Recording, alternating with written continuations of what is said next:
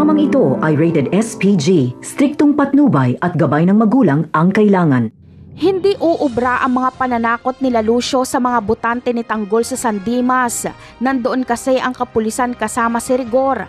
Nagpapatupad sila ng peace and order. Hindi pwedeng makita ni Rigor sila Lucio dahil aarestuhin sila dahil mga pugante sila. Kaya alis na lang sila Lucio at lilipat ng ibang presinto. Bagamat pareho ang layunin ni Rigor at Lucio na matalo si Tanggol ay hindi siya papayag sa pandaraya ng mga gerero dahil matino siyang pulis.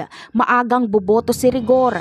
Isang katangahan ang kanyang gagawin dahil ang pumatay kay David na si Miguelito ang iboboto niyang mayor. Nang dahil lang sa galit niya kay Tanggol ay ibinoto niya si Miguelito.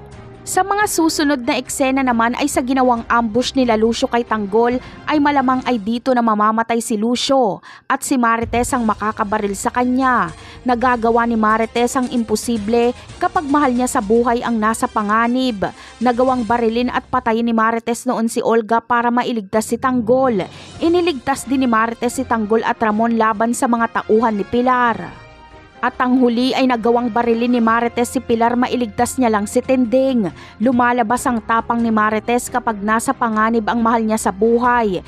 Kaya kapag masaksihan ni Marites ang gagawin ni Lucio na karumal-dumal kay Tanggol ay makakagawa ng paraan si Marites para makadampot ng baril at mapatay si Lucio. Siya ang magiging huling biktima ni Marites sa pulsya sa ulo. Napakarami pa nating dapat abangan sa mga susunod na episode. Paalam!